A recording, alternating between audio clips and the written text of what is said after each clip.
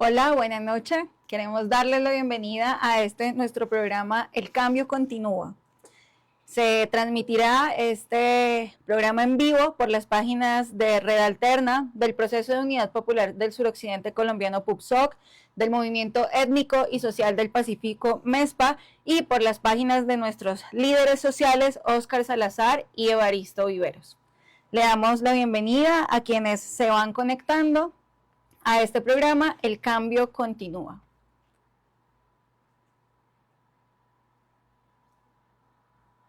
Saludamos a las cerca de 13 millones de personas que sueñan y construyen día a día una Colombia más justa, una humanidad más humana y que están dispuestas a continuar caminando por los caminos del cambio, de la construcción y la transformación de nuestro país. Agradecemos a la audiencia, a quienes se conectan, a los sectores étnicos, a los sectores sociales, a los partidos políticos que hacen parte del Pacto Histórico y la Alianza por la Vida en el departamento del Cauca y en la región del suroccidente. Estos sectores y partidos que continúan trabajando por la construcción del poder popular desde las organizaciones de base, a través de la organización de las comunidades y priorizando o trabajando fuertemente por la unidad de los distintos sectores de nuestra sociedad. Queremos aprovechar también este programa para enviarle un saludo muy grande, muy fuerte, de mucha resistencia, cargado de esta energía y esta fuerza de los vientos del sur, a Iván Cepeda, quien fue nuestro candidato presidencial y que hoy representa la continuidad del proyecto del cambio, que hoy es nuestro nuevo senador, elegido con cerca de 13 millones de votos, una votación histórica para la izquierda en nuestro país y que es importante que lo posicionemos de esa manera. En este momento, Iván representa a cerca de 13 millones de colombianos y colombianas que le apostamos a seguir transformando nuestro país desde los territorios. Queremos saludarlo, Iván, desde estos territorios del suroccidente colombiano, una tierra de resistencia, de rebeldía, que va a seguir acompañando y construyendo este proyecto político del cambio que usted en este momento representa. Lo esperamos aquí, en nuestras tierras, en nuestros territorios, con nuestras comunidades, para seguir construyendo juntos y juntas un país distinto. Recordamos que este programa hemos querido llamarlo El Cambio Continúa, porque en efecto vamos a continuar trabajando por la transformación de nuestro país.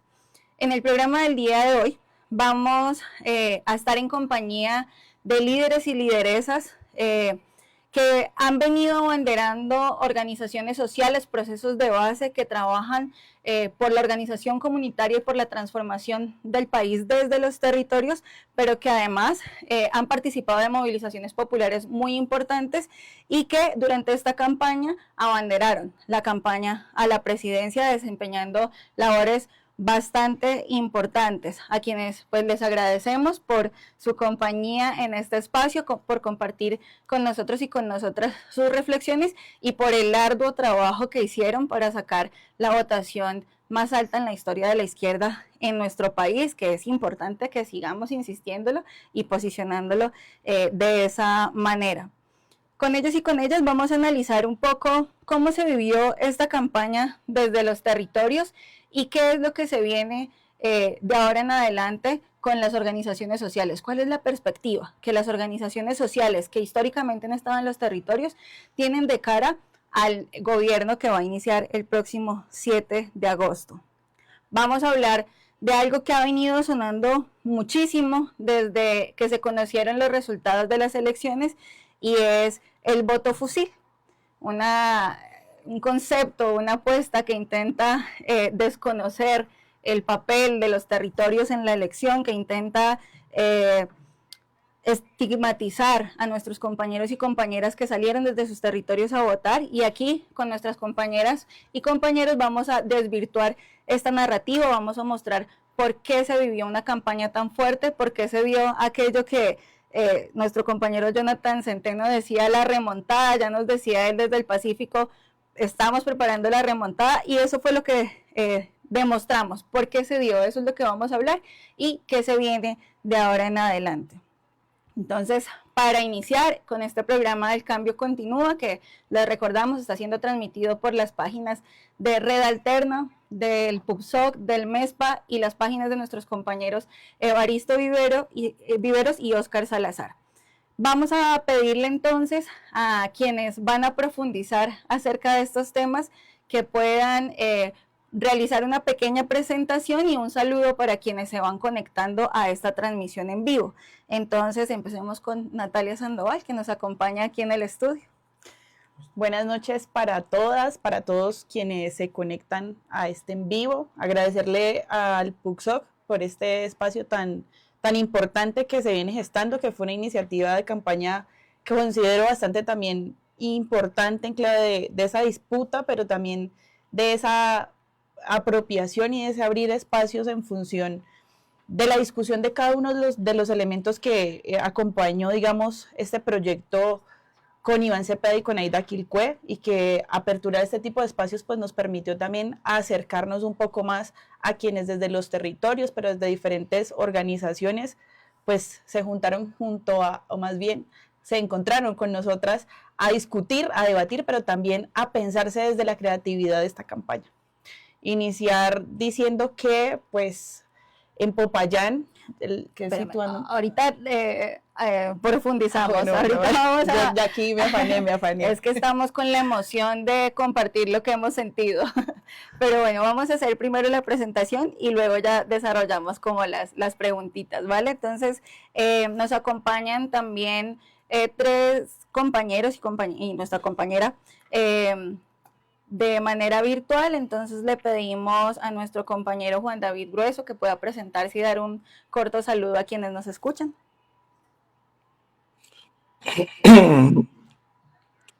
Muy buenas noches, compañeros y compañeras. Agradecerle pues al PUCSOC por esta iniciativa de llegar a conocer pues toda el esfuerzo, la lucha que se hizo para poderle responder al país con vehemencia el 21 electoralmente. Mi nombre es Juan David Grueso, soy uno de los coordinadores del MESPA, municipio de Timbiquí, y pues muchas gracias por el espacio. Gracias a nuestro compañero Juan David. Ahora le damos la bienvenida a este espacio a nuestra compañera Lizeth Montero. Hola, muy buenas noches para todos y para todas, para mis compañeras del Proceso de Unidad Popular del Suroccidente Colombiano, el profe Óscar, a Juan David. Es un honor compartir este espacio de ideas y de continuidad de la lucha, que es el camino que claramente tenemos trazado como pueblo colombiano. Mi nombre es Lizeth Montero, soy abogada, egresada de la Universidad del Cauca, defensora de derechos humanos. Tuve la oportunidad de servirle orgullosamente al pueblo colombiano en estos 4 años de gobierno, en principio desde el Ministerio de Justicia y del Derecho, y en la mayor parte del periodo del gobierno desde el Ministerio de Agricultura y Desarrollo Rural bajo la conducción de la ministra Marta Carvajalín. Muchísimas gracias a ustedes por la invitación. Muchas gracias, Lizeth. Le damos la bienvenida también a nuestro profesor Óscar Salazar.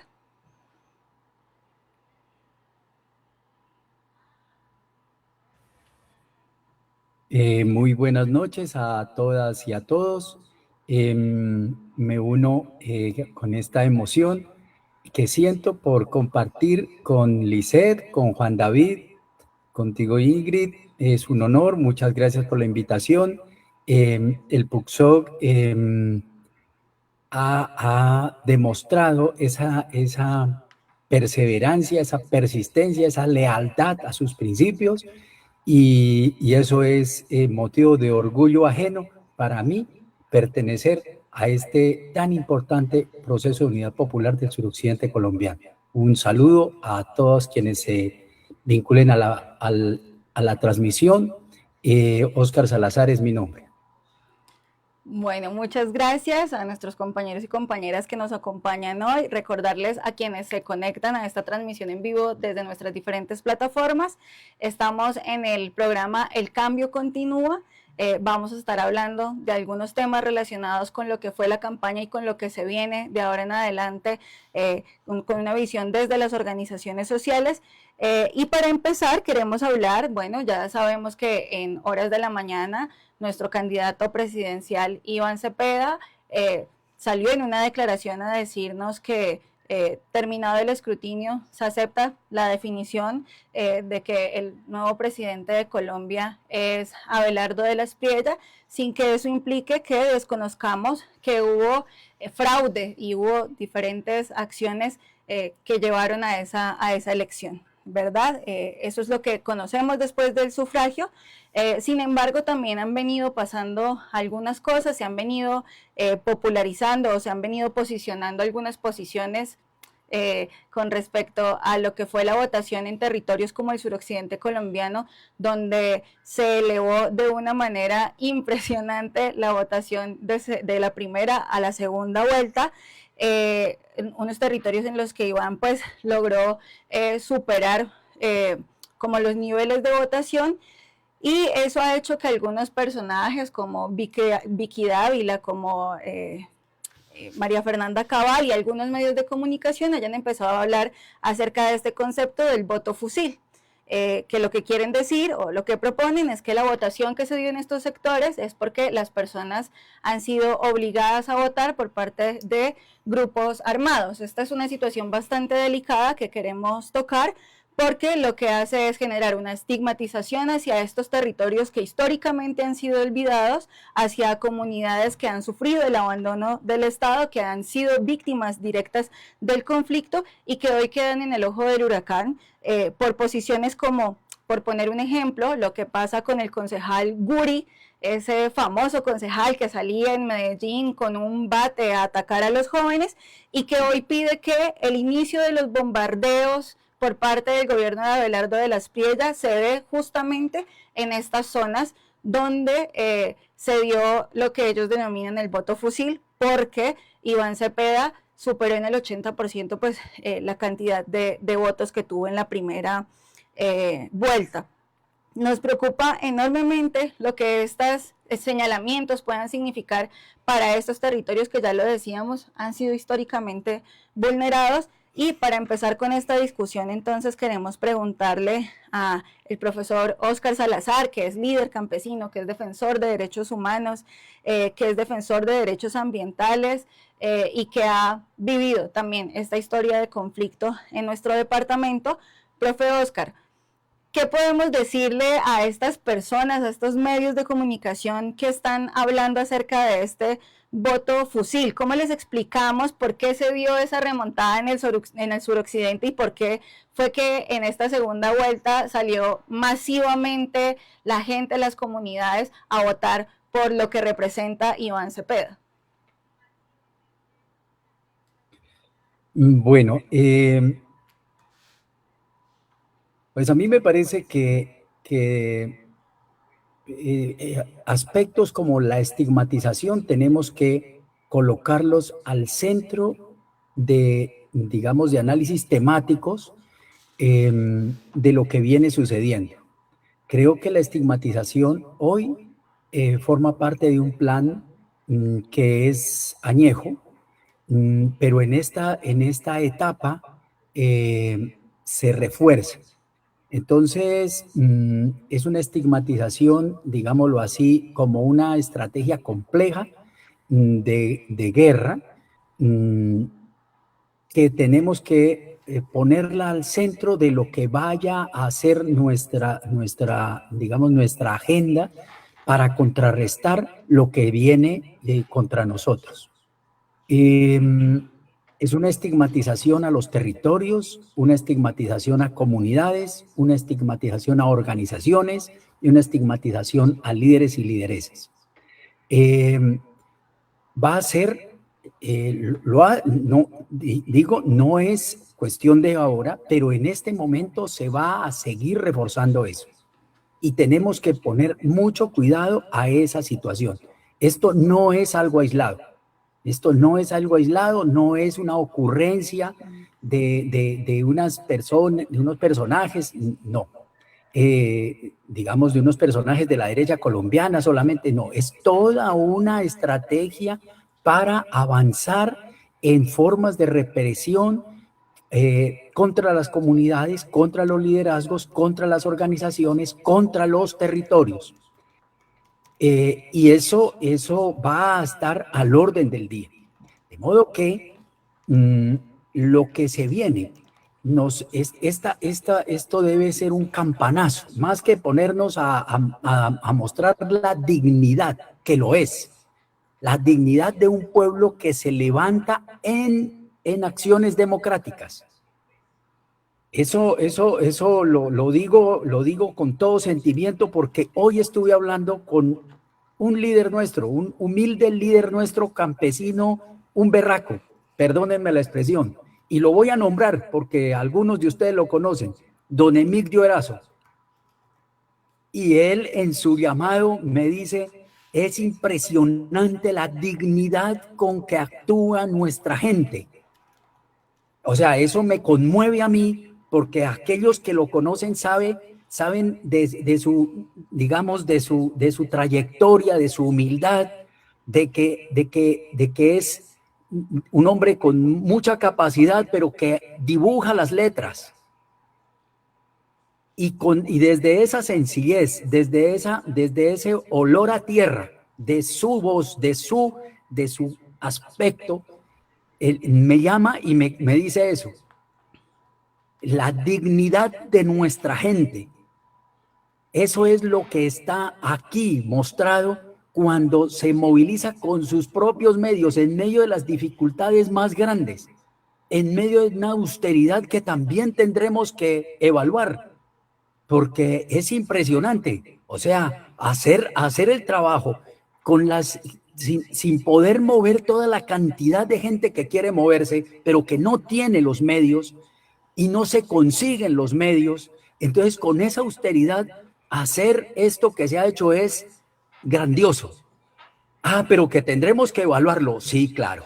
Sí, tendremos que evaluarlo. Y esto de la estigmatización, donde los medios de comunicación y estos agentes de esos medios de comunicación fascistas han hecho este trabajo por años, son expertos en eso, son expertos en estigmatizar. Y lo van a seguir haciendo con mucho mayor rigor, porque también lo hacen con mucho rigor. Ellos son disciplinados, ellos sistematizan, ellos estudian, tienen tanques de pensamiento diseñando cómo decir mentiras de manera tal que sean creíbles. Y ahora, lo ha dicho nuestro candidato, esa utilización de la inteligencia artificial como estrategia de campaña engañosa es de lo más dañino que hemos sufrido. Incluso eso, ahí, por decirlo así, ahí hay vacíos jurídicos. Nos enfrentamos a unas nuevas tecnologías que no están reglamentadas. Entonces, lo del algoritmo y esas cosas que le sabemos nomás el nombre, porque uno sabe decir el nombre, pero no sabe en qué consiste esa vaina, ¿no? Digamos, cómo se individualiza a las personas para mirarles hasta sus miedos y para meterles ahí en esos miedos, meterles ideas como la seguridad en lugar de la paz, ¿no?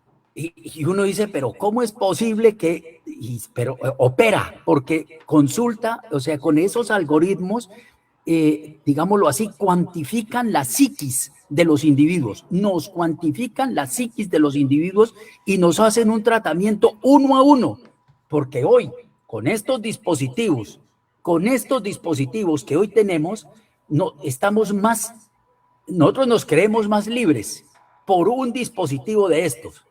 Nos creemos más libres porque estamos intercomunicados, pero realmente somos más vulnerables y nos aplican unas tecnologías tremendamente eficaces. Eso lo sabemos. Lo que hoy dijo Iván Cepeda, tenemos que seguirlo trabajando. ¿Cómo, digámoslo así, cómo es que nos manejan nuestro inconsciente? ¿Cómo manejan inconscientes colectivos?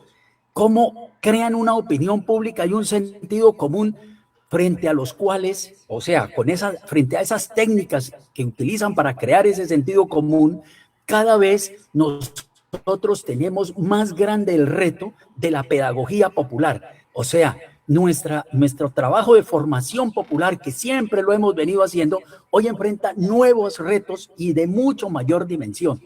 Dejaría allí, pues, discúlpenme que, digamos, que me alargue en mi intervención. Dejaría allí por ahora. Muchas gracias. Muchas gracias, profe. Nosotros y nosotras felices de escucharlo siempre. Nos hacía falta este espacio también de poder charlar de qué pensamos de todo lo que ha pasado en estos días que han sido tan llenos de un montón de emociones. Para continuar en esta misma línea de seguir desvirtuando esta propuesta que están posicionando algunos sectores acerca del voto fusil, queremos darle la palabra a nuestro compañero Juan David. Juan David es líder del Movimiento Étnico y Social del Pacífico MESPA, estuvo en cabeza de la campaña a la presidencia en el municipio de Timbiquí, que fue uno de los municipios que elevó de manera maravillosa su votación. Sabemos que hicieron una campaña muy linda, con mucha alegría, que usaron un montón de estrategias para llegar a las personas. Entonces, Juan David, queremos que usted nos cuente cómo se desarrolló esa campaña por la presidencia, cómo se la jugaron por la vida allá en los territorios del Pacífico, cómo se vivió la jornada electoral y por qué allá en el Pacífico tantas personas decidieron salir a apostarle a esta campaña, porque hay que decir que la remontada no se vio solo en Timbiquí, sino que también Guapi y López de Micay respondieron de manera maravillosa a esta segunda vuelta. Entonces, Juan David, cuéntenos, ¿qué fue que pasó? ¿Qué fue que hicieron ustedes para que saliera tantísima gente a votar por allá? Muy buenas, hombre. ¿Qué decirte con respecto a ello? El Pacífico en general ha sido un Pacífico progresista. Desde hace 4 años lo demostramos. Estuvimos una porcentualidad electoral bastante fuerte, y lo que ha hecho este 21 es ratificarle al país que sigue siendo un cordón progresista. Nosotros como tal acá no nos obliga a nadie a hacer nada de lo que no queremos. Somos autónomos como región, como proceso. Lo que nos dimos fue la tarea de hacer el trabajo que muchos de ustedes también hicieron en sus municipios, y fue congregarse cada día con más personas y concientizar mucho más a las personas de que debíamos seguir con el gobierno del cambio, seguir con el proyecto, porque es un proyecto que a nosotros por lo menos nos ha traído alivios en todos los sentidos. Nosotros en campaña optamos por sacar toda la casta, como se llama a nivel de acá de la región, y es las ollitas comunitarias, el bichecito, conquistar al vecino, a la vecina, ponerlos a ver pues de que todos estábamos en el mismo horizonte. Las diferentes expresiones políticas que hay acá en los territorios también se unificaron a ese llamado que nosotros hicimos con respecto a buscar una mayor votación de la que habíamos sacado en la primera vuelta, haciendo unos ejercicios bastante robustos. El día a día acá no se descansaba, por la mañana, por la noche, a toda hora, por la tarde, en todo momento estábamos en actividades que congregaban cada día más personas que igual en la primera vuelta tenían la intención, pero nos confiamos, y lo que se hizo ahorita fue sacar esta gente a la calle, que saliera a depositar su voto de una forma masiva. No fue obligado. Esa campaña sucia que tiene la ultraderecha del país es una forma ya de empezarnos a mirar como lo que somos para ellos, según ellos, los enemigos, y demás, empezar empezar a estigmatizar la unidad de unos pueblos. Yo creo que es parte ya de la campaña que viene contra nosotros. Eso lo sabemos, lo reconocemos, pero igual que el 21, vamos a seguir preparados para resistir, como lo hemos venido resistiendo todos estos tiempos, con la gallardía, con el coraje de la defensa territorial. Nosotros en Timbiquí principalmente hubo un desarrollo electoral muy bueno, de unificación, y cómo no continuar nosotros unificados para que esa catombe que se nos viene encima, como puedo decir yo, a nivel de esta derecha fascista que le encanta la guerra, pues nosotros acá estamos unidos para protegernos contra todo lo que se pueda venir del sector de la ultraderecha guerrerista que hoy por hoy tiene el país como presidencia electa. Entonces, no más decir pues de que aquí vamos a seguir conversando y a seguir escuchando diferentes opiniones de la gente, y la gente acá pues muy golpeada pues obviamente por la pérdida de nuestro presidente como tal, que ya lo veíamos como presidente, pero muy fortalecido a seguir trabajando en el proyecto del cambio. Pues por el momento pues dejaría ahí para que sigamos con los diálogos, y paso al tostado. Muchísimas gracias a Juan David y a toda la gente del Pacífico, a nuestros compañeros y compañeras del MESPA, por haber hecho una campaña tan maravillosa, tan llena de alegría, tan llena de sabor, de ritmo. Acá estábamos viendo esos videos y queríamos irnos también a hacer campaña ya, porque eso se veía muy bueno. Muchísimas gracias a ustedes. También hubo sectores. Tenemos territorios en los que se elevó muchísimo la participación, en los que se elevó muchísimo la votación, pero hubo sectores también que fueron decisivos para esta segunda vuelta, porque se apropiaron de esta campaña y salieron de manera supremamente creativa a hacer un montón de acciones de campaña. Entre esos sectores están las mujeres y los jóvenes. Para esto queremos preguntarle a Natalia. Nata es líder juvenil, es integrante de la Juventud Comunista Colombiana y del Proceso de Unidad Popular del Suroccidente Colombiano, PUPSOC. Nata, ¿qué nos puedes decir tú de cuáles fueron las banderas que se expresaron en el proyecto político de Iván Cepeda y Aida Quilcue y que lograron atraer ese voto juvenil y ese voto de las mujeres? Las mujeres fueron unas de las que salieron decididamente a hacer campaña. ¿Qué pasó? ¿Por qué salir a hacer campaña por Iván Cepeda? Bueno, no, yo concuerdo también con el compañero del Pacífico. Yo creo que nosotros y nosotras acá en la ciudad, específicamente como jóvenes y como mujeres, pues nos hicimos, yo creo que un llamado ya en este segundo momento, en esta segunda vuelta, a la creatividad. Yo creo que fue una campaña muy llena y muy colmada de cada uno de esos elementos donde nos desenvolvemos, de esas capacidades más bien en las que nos movemos en la organización social, popular, juvenil, incluso desde la academia, muchos compañeros y compañeras aportando desde las artes.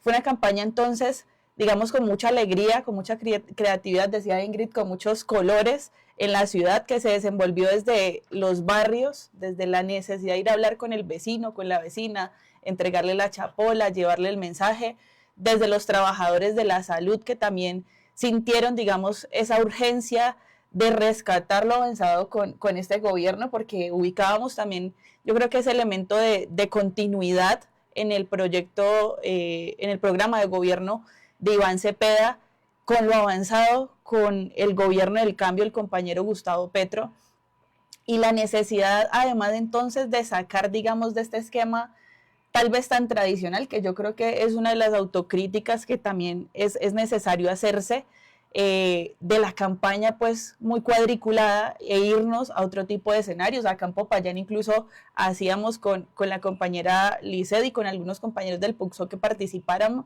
el espacio, en el espacio del pueblito con las y los jóvenes, un espacio también cultural y artístico buscando el doble de Iván Cepeda, ¿no? O sea, eso partíamos desde la ocurrencia, por decir así, hasta del elemento de sentarse pues a discutir las propuestas y que cada uno de esos escenarios estuvo marcado también por juntarnos alrededor de reconocer esos avances que tuvo el gobierno del cambio, de la necesidad, por ejemplo, en la universidad de juntarnos en función de eso que fue la propuesta de reforma educativa y que a la par de eso, que siento que es muy, muy importante, decíamos nosotros ayer no, en otra reunión, no por darnos latigazos, pero sí por ser autocríticos, porque la autocrítica nos va precisando también cuál es el camino a andar o el quehacer a trazar, pues a nosotros nos faltó alguito, decíamos nosotros desde la universidad,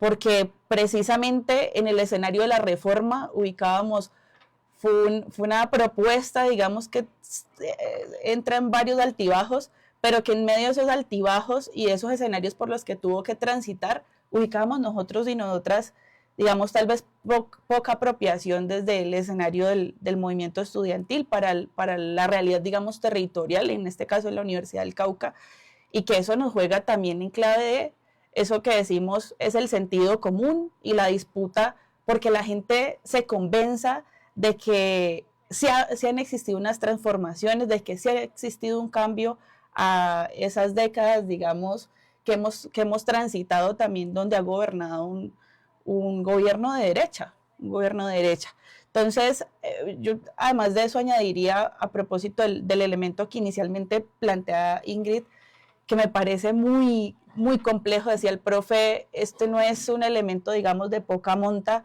Yo sí creo que, como dice el profe, es una cuestión trasnochada que obedece a esa lógica en la que las organizaciones sociales del movimiento social y popular y las organizaciones juveniles, pues hemos avanzado con muchísimas dificultades en otros escenarios de gobierno anteriores, de derecha específicamente, y es esa lógica de la persecución y del enemigo interno, donde se desconoce además, se despolitiza primero a las comunidades rurales, eso me parece muy grave, pero se desconoce que en estas zonas del país rurales existe una organización de carácter histórica, que es la organización la que llama a la gente a plantearse la diversidad que aquí estamos comentando de formas de asumir la campaña, pero además de saber y de ser consciente, de concientizarse, digamos, de esa conciencia social de qué está en juego. La gente reconoce eso y eso es lo que se echa al traste entonces cuando se dice de que existe este elemento del voto fusil. A ver, existe por allí en internet además, ya para ir cerrando, una comparación que hace un instituto de pensamiento progresista, donde se compara en dos imágenes, dos mapas de Colombia, cuáles son los municipios, digamos, con votación para ambos candidatos, donde hay presencia de grupos armados. Y lo que se dice es entre 308 para Iván Cepeda y 299 para Abelardo de la Espriella. Yo creo que eso hay que, digamos, profundizarlo al calor de otros elementos, pero que pues eso también nos deja en evidencia que existe una narrativa consolidándose, decía el profe, desde medios de comunicación como la revista Semana, digamos, quien creo que esta mañana o ayer plantea esa entrevista con algunos congresistas donde se consolida esa matriz de opinión, específicamente en cabeza de la señora Catherine Miranda. A mí esto me parece muy grave porque es precisamente seguir revalidando esa estigmatización y señalamiento hacia el movimiento social y popular. Muchas gracias, Nata, por esos elementos que nos arrojan, y aprovechando que hablamos del papel de la mujer en esta campaña, queremos resaltar también la figura de nuestra compañera Aida Quilcue como candidata de la vicepresidencia y que queda también en la Cámara de Representantes con una votación supremamente alta. Aida ayudó a tejer sin duda puentes de unidad con otros sectores que se acercaron a la campaña y fue bastante importante también su figura. Creemos que es importante reconocer también eso aquí, además partiendo pues de que Aida hace parte de las luchas históricas de nuestro departamento del Cauca, de nuestro suroccidente.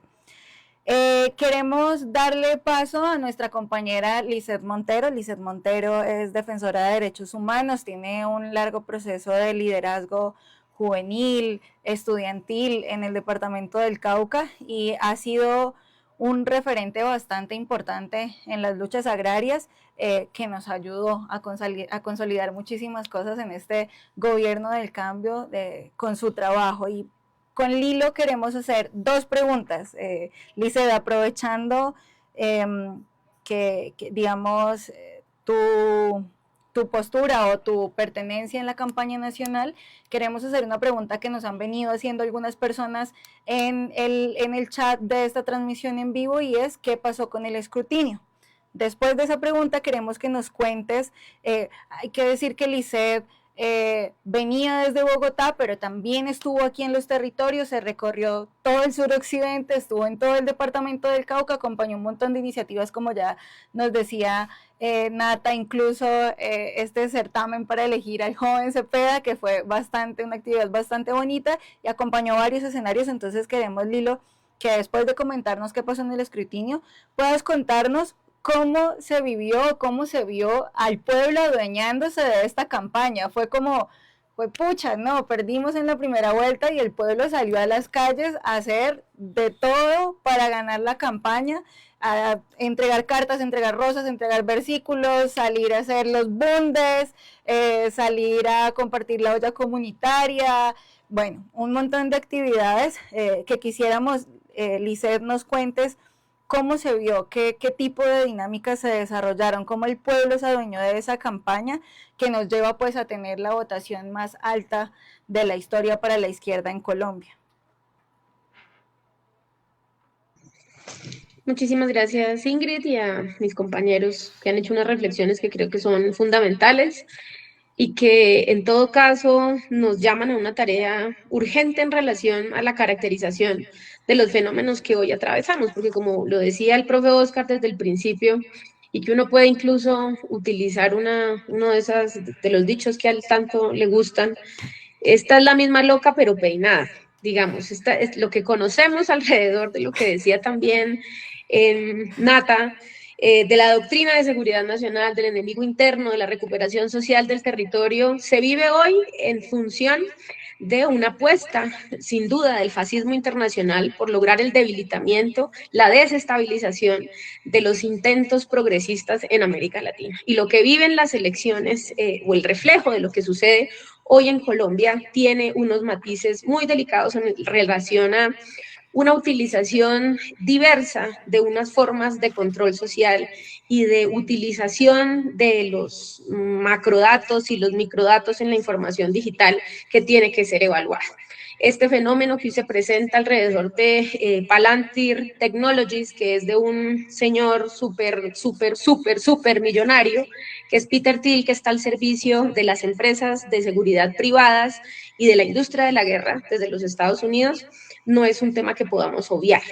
Pero pues los resultados son los que son. Y para referirme un poco a la pregunta que se plantea, el escrutinio, que es la labor posterior al preconteo que sale de boca de urna, como se le llama, de conformidad con la normatividad electoral, ha revelado una realidad indiscutible. Y es que si bien nosotros podemos hoy discutir desde el punto de vista de la legitimidad de cómo se construyó ese triunfo, en el que evidentemente hay compra de votos, hay participación indebida de funcionarios públicos en política, metiendo recursos e intereses de entidades del gobierno nacional en la campaña de Abelardo de la Espriella, hay una campaña de desinformación, hay una campaña de mentiras promovidas de manera sostenida alrededor de diversos temas, en particular la paz total, la seguridad, la procedencia y la biografía del candidato presidencial del progresismo, que era el compañero Iván Cepeda, pues hay que reconocer que en términos de la realidad del escrutinio, lo que tenemos que aceptar como demócratas, como fuerzas progresistas y como quienes jugamos en el juego de la democracia es que la victoria se consolida por un margen muy estrecho, pero que pues logra anteponer una realidad de orden pues numérico que nos lleva a reconocer un triunfo desde el punto de vista de la legalidad, más no de la legitimidad. Creería yo que es un debate, profe Oscar, que vuelve ciertamente a estar en el escenario. Ahora bien, frente a lo que hicimos como campaña y lo que hizo el pueblo colombiano, lo que hicieron sectores desde el más diverso y creativo espectro, como resaltaba Natalia, es absolutamente loable. Como decía el compañero Juan David, puede que nosotros no tengamos Palantir Technologies ni las herramientas de análisis de software de datos que identifican y sectorizan los intereses de las personas para bombardearlos con publicidad, que mueven la emoción del electorado, porque finalmente la política se trata de emociones y de la emocionalidad del momento de la elección y de lo que a la gente le representa esperanza, miedo, inseguridad, etcétera. Puede que nosotros no tengamos esas herramientas, pero tenemos el boom de la olla comunitaria, la chiva, la creatividad de los jóvenes, este fenómeno de las chicas K-popers que son fanáticas de estos grupos de K-pop coreano que nos dieron lo que no tuvimos al comienzo de la campaña, que fue el símbolo, que fue sumamente poderoso en términos de la emoción y de la emotividad que podía transmitir una campaña basada en el amor, en un corazón, el corazón coreano, que terminó por imponerse incluso con la gente mayor, con el campesinado, con los raspachines que luchaban con sus deditos dificultados por el trabajo, por hacer el corazoncito, en una lógica de una creatividad y una dignidad impresionante. Entonces creo que la campaña demostró que así es como se hace política y así es como el progresismo tiene que seguir en el camino de construir apuestas de ampliación democrática, haciendo uso de una creatividad extraordinaria, recorriendo los barrios como hicimos en Popayán, noches seguidas de caseos por los barrios populares, hablando con la gente más humilde, despertando esa emoción de una campaña que puso al centro la vida. Yo creo que eso es infinitamente loable. Yo no sé si el profe recordará con tanto vigor que uno pudiese poner al centro de una campaña presidencial los páramos, que habláramos del macizo colombiano, que pensáramos que era urgente hablar de la fauna, de los ecosistemas estratégicos de páramo que conservan la producción y garantizan la producción del agua, de los manglares en el Pacífico, de la diversidad biosistémica que tenemos en Colombia. Creo que eso es infinitamente loable, que pudiésemos recuperar incluso el debate sobre las especies nativas de felinos y al tigre le contrapusiéramos en términos simbólicos el jaguar. Creo que ha sido un ejercicio absolutamente loable, sin querer con esto romantizar el esfuerzo que pudo haber sido menor si nuestra campaña hubiese tenido una organicidad y una capacidad de gestión mucho mayor de la que efectivamente tuvimos. O sea, la remontada y esos casi o más de 3 millones de votos que logramos de diferencia entre la primera y la segunda vuelta son un triunfo y son un atributo objetivamente en cabeza o que está en los hombros de los esfuerzos de las comunidades, en particular de las comunidades rurales, que es a las que más les puede costar en la práctica llegar al sitio de votación. Y de las ciudades también, sin duda, un trabajo muy importante que se hizo en las ciudades que yo creo que tenemos que seguir fortaleciendo de cara a lo que viene, con una capacidad también, como varios decían, autocrítica en relación a no romantizar estos sobreesfuerzos que no deberían ser tales, sino que deberían ser producto de una planeación y una sistematicidad de las acciones que reconozca la creatividad, el sacrificio de la gente y de otro lado, pues lo que defendemos, ¿no? Yo creo que cuando se habla de este tema del voto fusil, hay una pregunta, o más bien dos preguntas que no se responden. La gente que nos quita a los habitantes de la ruralidad y a los habitantes de territorios tan complejos como el suroccidente colombiano, como el Pacífico, y es ¿quién es esa gente que vota? Y esa gente que vota es la gente que conoce la guerra. ¿Y por quién vota esa gente? Y la respuesta en negativo es, no vota por quien le ofrece más guerra, porque de esa receta hemos tenido toda nuestra vida. Quienes somos un poco más jóvenes, Yo nací como 12 días antes de que le pegaran un tiro en la cabeza a Carlos Pizarro. No conocemos la paz. Quienes somos hijos del suroccidente, del Pacífico, soñamos, anhelamos la paz. No votamos por quien nos ofrezca más bala, más operativos militares, más bombardeos. Hoy se llenan la boca y vociferan como si esa fuera la solución a la guerra.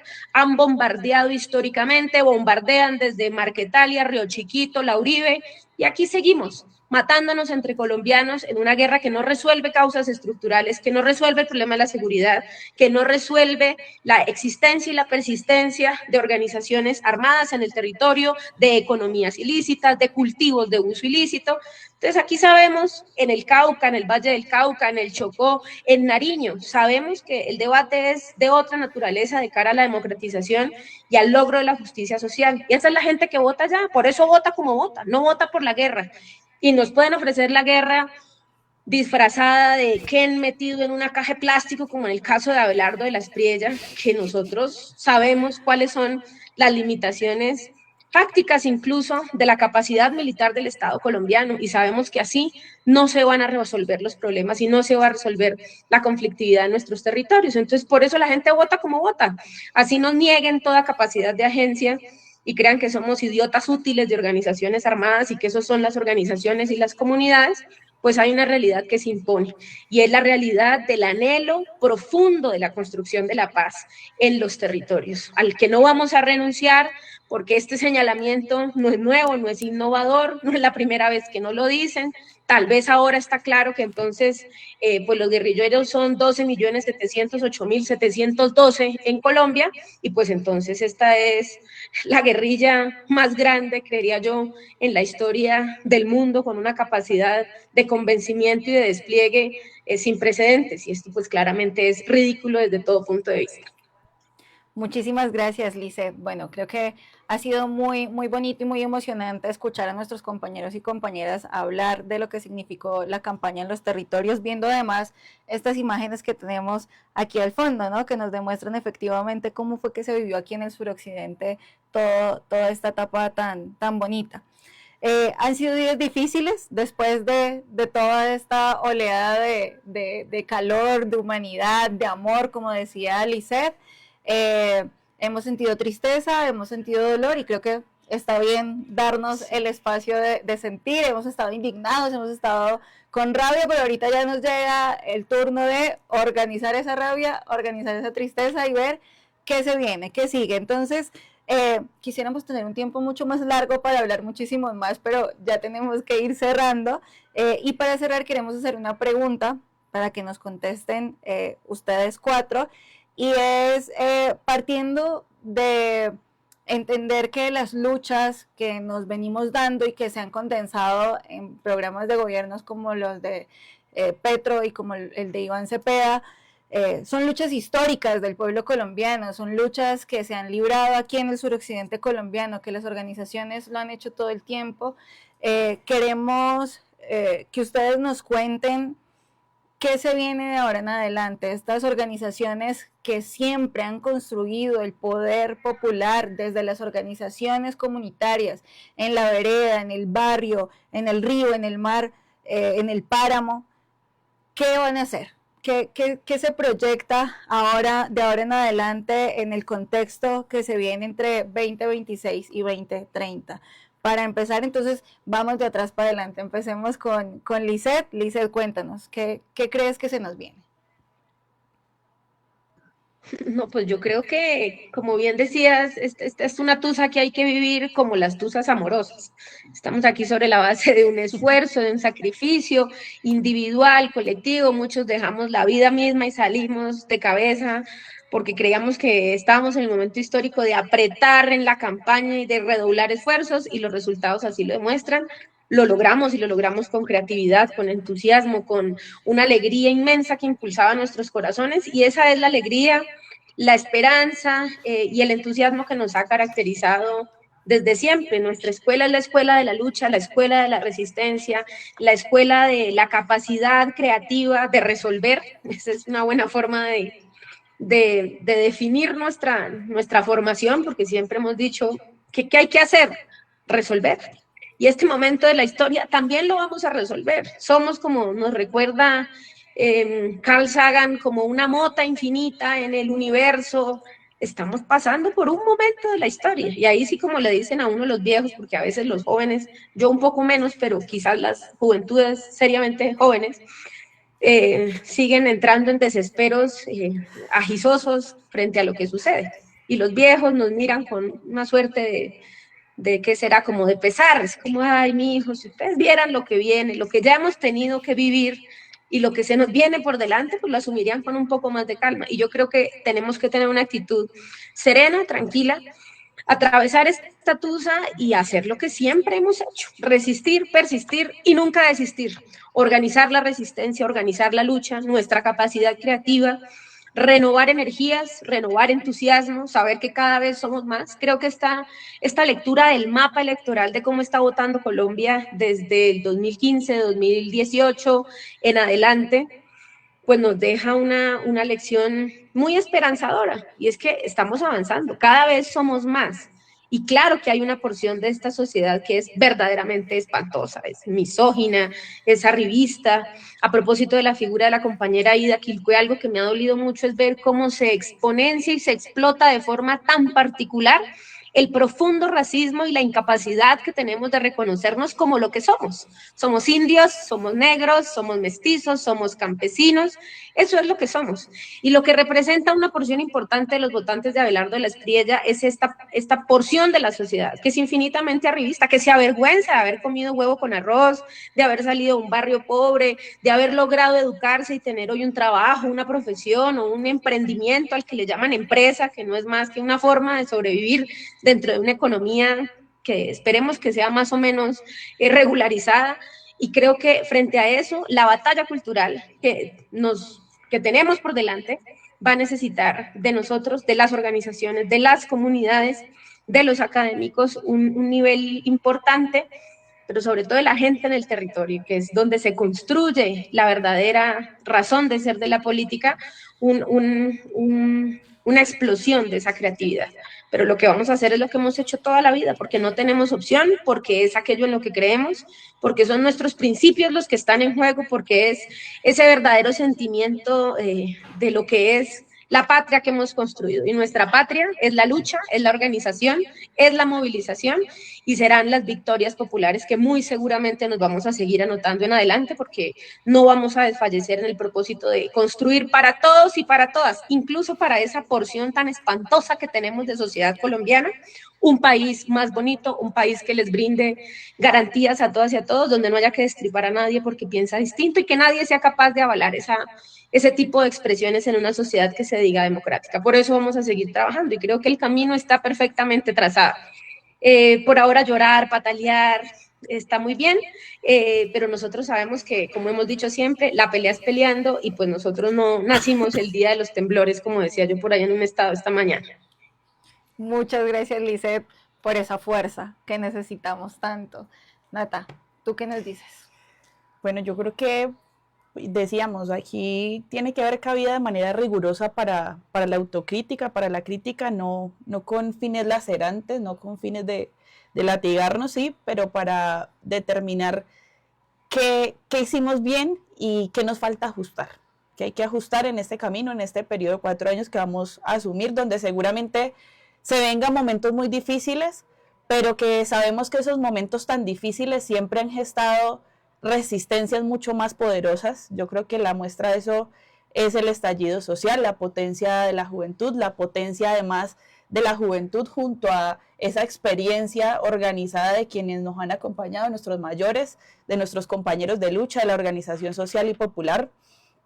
A la par de eso, yo creo que es necesario que nosotros y nosotras podamos entender que también aquí no existen dos Colombias, como nos lo han querido hacer ver a partir de los resultados electorales con los que contamos, más bien que hay gente que traduce o asume la conflictividad social que pertenece a su experiencia, a su vivencia, a su territorio, desde otra subjetividad diferente a la nuestra. Y yo creo que en eso también hay que profundizar, porque muchos de ellos y de ellas hacen parte de nuestro barrio y son familia, y uno tiene un primo abelardista, una prima abelardista, y yo creo que eso hace parte también de entender que el ascenso, como decía Lisette, de estos brotes neofascistas en el mundo y en nuestra América, pues se han apropiado de elementos culturales, de elementos políticos que los simplifican hoy y que recogen esas subjetividades o esas necesidades de las personas y ese sentido común en función de eso, en un elemento, decíamos nosotros, como el de la seguridad, y que la seguridad entonces la gente la conciba como un ejercicio de militarización, de policía, de securitización, y no de otras lógicas, diríamos también nosotros, del cuidado comunitario, de la convivencia, del cuidado de la organización, y otras lógicas, digamos, que hemos promovido al seno de la organización social. Y en esa vía, pues sabemos que además existen otros elementos donde tendremos que avanzar también en su análisis. El profe hablaba de la inteligencia artificial. Aparte de eso, pues hay una necesidad constante en la que se ha movido la derecha, sobre todo en Latinoamérica, de valerse de las emociones más primitivas, diríamos nosotros, para consolidar sus proyectos sobre esas emocionalidades. En este caso, en Colombia, el miedo. La gente, ¿cómo traduce el miedo entonces en función de necesitar seguridad, pero por parte de las instituciones y no desde otras lógicas, digamos? Y esa capacidad, yo creo que de respuesta tiene que ser nuestra más rápida, y yo creo que lo vimos en esta elección. La capacidad de la derecha fue muy ágil para producir información, pero para producir campaña, pero para producir información en función de las redes sociales. La nuestra no tanto, y yo creo que hace parte también de pronto de las lógicas en las que la organización se ha movido en los territorios rurales en los que vivimos, no necesariamente en estas lógicas mediatizadas. Pero hay que tenerlo en cuenta, y hay que tener en cuenta eso, porque la avanzada que se viene pues se desenvolverá en esas lógicas y la robustecerá. Y aparte de eso, fortalecerá perfiles del que se sale digamos, supuestamente de los marcos tradicionales de los partidos, y de quien además de eso entonces se proyecta como un hombre en los roles de hegemónicos. Eso también hay que decirlo, hace parte de este perfil del señor Abelardo Laspriella, pero además que es cantante, y lo vimos con Milei y lo hemos visto con otros digamos, líderes o presidentes de derecha pues en nuestra América. Yo creo que la organización en ese sentido pues afronta un reto muy importante, y las comunidades organizadas también, y es necesario que nos sigamos cualificando, que tengamos, digamos, toda esta lectura de este panorama, pero que podamos también ubicar el escenario formativo y de las escuelas como un elemento clave, fundamental, para la disputa estratégica, para la movilización social. Yo creo que el llamado siempre va a ser también a la movilización social. Las calles han sido nuestras, y creo que no hemos salido de ahí, de esa disputa también callejera. Analizar ese ascenso, pero en función también de traducirlo entonces en la práctica, no solo para que nos sentemos a sobrediagnosticar cosas, sino para traducir también cuál es esa teoría y esa praxis, digamos, revolucionaria social que vamos a tener como organizaciones juveniles, sociales y demás. Y creo que muchos otros elementos más. Yo creo que la disputa por lo común, por el sentido común, pues va a ser necesaria en este periodo que asumimos, que para nosotros no es desesperanzadora. Yo creo que Lilo lo decía muy, muy contundente en lo que nos planteaba, y es, pues venimos de una década de disputarnos, digamos, vivimos este lapso de 4 años con un gobierno puesto, elegido por nosotros, disputado por nosotros, pero hemos vivido escenarios mucho más complejos, y al calor, digamos, de esa complejidad, pues la organización ha florecido mucho más. Entonces yo creo que hay que entender esos miedos, pero esos miedos pues se van a traducir necesariamente en organización. Muchísimas gracias, Nata. En las calles nos estaremos encontrando. Vamos con nuestro compañero Juan David. Compañero, un mensaje para quienes nos escuchan desde el Pacífico. ¿Qué le podemos decir a Colombia? ¿Qué se viene? Desde el Pacífico, pues el mensaje que yo le puedo dar al país es que debemos hoy, de hoy en adelante, estar más unidos como proceso, como proyecto y organizaciones, para aguantar lo que viene. Sabemos que juntos somos más, pero si vamos cogidos de la mano vamos a avanzar mucho más. Y es pues desde el Pacífico Medio, a través de nuestro proceso, movimiento, seguirnos fortaleciendo con las bases para poder soportar lo que se viene. Y en análisis de la política interna, poder tratar de estar en los escenarios donde podamos contrarrestar un poco la política nacional. Eso es lo que yo pues más o menos vengo percibiendo en términos ya internos, de que podamos fortalecernos desde los procesos sociales que tenemos. Pues agradecerles a ustedes todos por este espacio. Dejaría allí, no me siento muy bien de salud, la garganta la tengo un poquito todavía maluca con respecto a todo el ejercicio que se hizo hasta ayer. Estábamos en este tropelaca todavía con la esperanza aún de poder recuperar lo que nos habían arrebatado, pero bueno, seguimos hacia adelante. Bueno, muchas gracias, compañero Juan David. Un llamado a la unidad bastante importante en este momento, la unidad de todos los sectores sociales, de todos los partidos políticos de izquierda progresistas para lograr volver al gobierno y lograr defender ante todo los derechos que hemos ganado hasta el momento.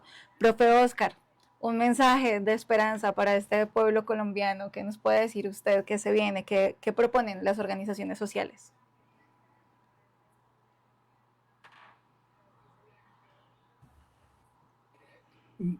Bueno, pues a mí me parece que tenemos que, con base en esas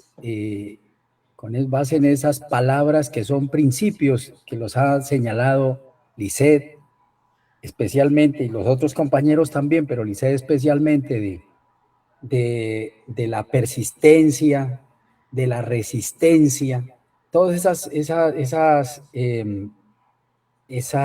esos principios de vida que hemos construido como líderes sociales, ¿no? La serenidad, la actitud de resolver, de enfrentar y resolver en positivo, de nunca desistir, de la disciplina, de la calma, todas esas palabras que pues no soy quien yo aquí para tratar de repetirlas, las que nos señaló Lisset, pero que son principios de vida de las organizaciones y de los liderazgos de las comunidades. Con base en eso tenemos que construir unas agendas o una agenda compuesta seguramente de los retos de las diferentes organizaciones, porque esa unidad tenemos que seguirla bregando. Nosotros por algo nos llamamos Proceso de Unidad Popular del Suroccidente Colombiano, desfetichizando la unidad y construyendo en esas diferencias que nos han hecho tan poderosos, porque nosotros somos como hormigas, como hormigueros, y no hay tigre que mate un hormiguero, y si hay hormigueros que acaban con tigres, de eso no le quepa duda. Eso es literalmente cierto. Ahora, esa agenda ya la empezamos a hablar en las organizaciones ayer, que es una agenda compleja, empezando por la situación internacional. O sea, Gaza no es cualquier cosa. Lo que vimos en Gaza no es cualquier cosa. O sea, es el fascismo hitleriano aplicado en la época de los algoritmos.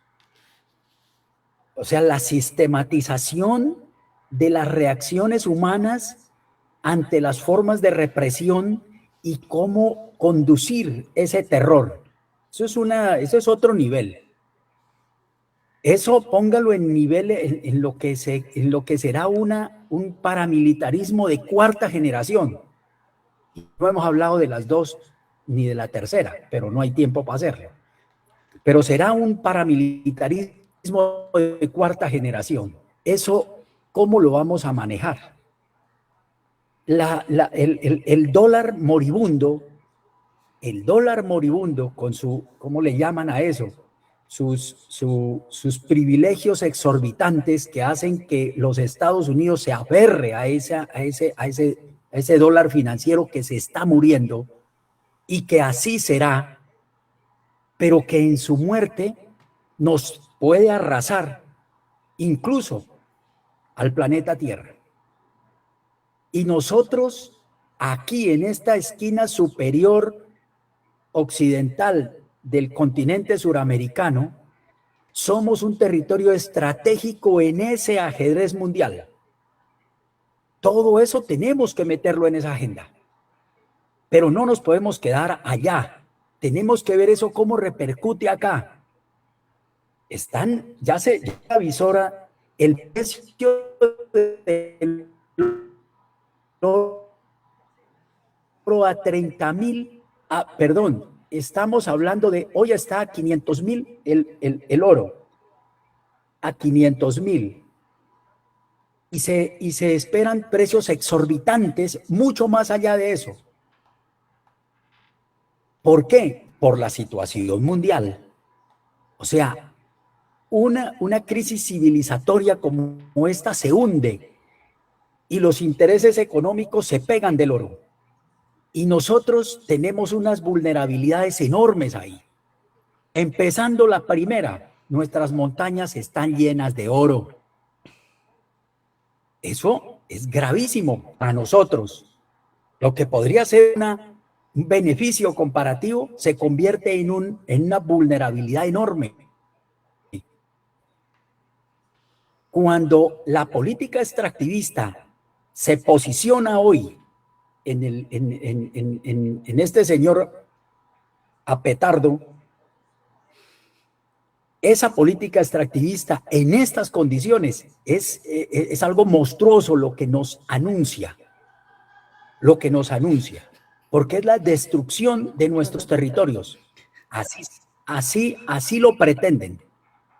Y nosotros tendremos que aferrarnos a esos territorios con toda la fuerza que el amor nos da, el amor a nuestras tierras. Eso será una potencia, eso es una potencia enorme. Lo he repetido por años. Enjundia, la energía de hombres y mujeres que no nacieron para ser esclavos. La enjundia. Esa es una fuerza enorme. Tiene hasta desarrollos filosóficos esa fuerza, esa energía. Desarrollos filosóficos que tienen menos olor a tierra, dicen por ahí. Conatus, el afamado conatus de los filósofos, especialmente de Spinoza. ¿En qué consiste esa energía? Porque es una realidad. Es una energía que es una realidad. Y eso es una potencia a la berraca. Y de ahí tenemos que agarrarnos. Porque esa energía vive en nuestra gente. Es el amor a nuestra tierra. Es la dignidad, es la berraquera, el coraje, la valentía. Y ahí está, ahí anida. Y hay que cuidarla. Hay que cuidarla. Y ahí a toda esa agenda que tenemos que hacer, tenemos que también meter esos temas ahí. Meter esos temas. Es una agenda que no es fácil, no es sencilla, no es plana. Tiene muchos ejes y tenemos que ser capaces de pensarla. Tenemos otro reto, el pacto histórico. Tenemos que pensárnoslo. En qué hemos fallado, en qué hemos acertado y cómo seguir trabajando. Para no hablar mal de otros, hablo de mí. Cuando se contaban en 1703 enlistados los compañeros que querían ir a votar allá a mi tierra, esos son 30 chivas. ¿De dónde flores y no hay jardín? ¿De dónde se saca el dinero para las 30 chivas? Pues no, señor. Ahí, perdonen la expresión, a cagandas para unas 3, 4. Bueno, un poquito más ahí, y eso porque los transportadores nos daban, se iban los dueños de los buses manejando porque con lo que les dábamos no tenían cómo pagarle al chofer. O sea, cobraban meramente el combustible. Hágame el favor. ¿Por qué? Porque tenemos que aprender más. Tenemos que aprender más. No dimensionamos lo que tenemos entre manos y es una responsabilidad enorme la que tenemos. Pensarnos desde esas cosas operativas hasta la democratización interna del pacto, etcétera, etcétera. Con las nuevas formas de hacer política. Y en eso nuestro proceso organizativo tiene tiene mucha experiencia. ¿No? Nos falta mucho y nadie nace aprendido. Entonces, tenemos que seguir avanzando en ello. Así pues, también mirar, por ejemplo, aspectos coyunturales. Se nos vienen las locales y eso va a estar, pero ahí sí el dulce se pone a pellizcos, a mordiscos. Allí la panela se pone, pero a ver quién echa la dentellada primero. Y tendremos enfrentamientos entre las fuerzas que conformaron, por ejemplo, el Frente por la Vida, porque en lo local esas uniones son más difíciles. Analizar los aspectos temáticos, incluso, por ejemplo, el programa de gobierno de este señor, Apetardo, hay que estudiárselo. Y tenemos que hacer unas rutas, digámoslo así, de cómo vamos a enfrentar eso tema a tema. Porque este señor no va a salir aquí que nos va a borrar la educación que tanto nos ha costado, digamos, defender. ¿No? Así hayamos perdido algunas cosas, pero hemos ganado otras, y que este viene y nos va a hacer borrón y cuenta nueva. No, señor, es que eso no podrá ser, no va a ser así. Entonces, ese análisis de coyuntura, ese análisis temático, todo eso tiene que estar en esa agenda. Aspectos metodológicos de cómo construirlo. Nada de que, sí señor, que ya las conclusiones de la reunión del día siguiente estaban el día anterior. Así no. Hay que, claro, no se trata de improvisar, no señor. Tenemos que ser eficaces. No ir a botar corriente, ir a hacerse el bobo a algunos allá, a ver qué es que se les ocurre a otros. No, hay que desarrollar metodologías eficaces, pero escuchando, aprendiendo a escuchar, no presumiendo lo que los otros vayan a decir, no, hay que aprender a escuchar. Así pues, para ponerlo en esos términos, creo que tenemos esos retos enormes, digamos, frente a derechos humanos. Otro ejemplo, ¿no? ¿Cómo vamos a pulir el trabajo de nuestra red y de las redes en general? ¿No? Y esas redes que acá en el Cauca han sido tan eficaces, ¿cómo las van a desarrollar en otras partes? Cosas como, por ejemplo, las bases militares, la defensa de la Gorgona. Eso se pone al orden del día, porque ahora sí es para que se note, pues. Entonces, todo eso, ¿cómo lo vamos a aprender a hacer? ¿No? Y aprender a pulir lo que hemos venido aprendiendo todavía de manera incipiente, porque es que en lo electoral nosotros estamos en pañales. Y no obstante eso, miren los triunfos que hemos tenido. Pero eso nos pone, repito, esto ya lo dije, en una responsabilidad histórica enorme. Enorme. Porque las luchas que se avecinan son para tener victorias, y así será, pero el reto, ya sabemos, no es fácil, pero también lo dicen los que de eso saben, nada fácil vale la pena, y así será la envergadura de nuestro proceso organizativo. Ya lo mostró y lo seguirá demostrando, y hay compañeros y compañeras que uno aquí se le saca el sombrero por la berraquera con que han actuado. La forma frentera, la forma digna, la forma valiente, eso sí, de eso sí ha sido una escuela el PUCSOC, bacanísima, y eso será lo que nos permita enfrentar con con todas las mejores condiciones posibles para esta sociedad dolida, este reto que se nos depara. Yo allí dejaría. Gracias. Profe, muchísimas gracias a usted por la esperanza, por seguir construyendo esperanza en estos procesos.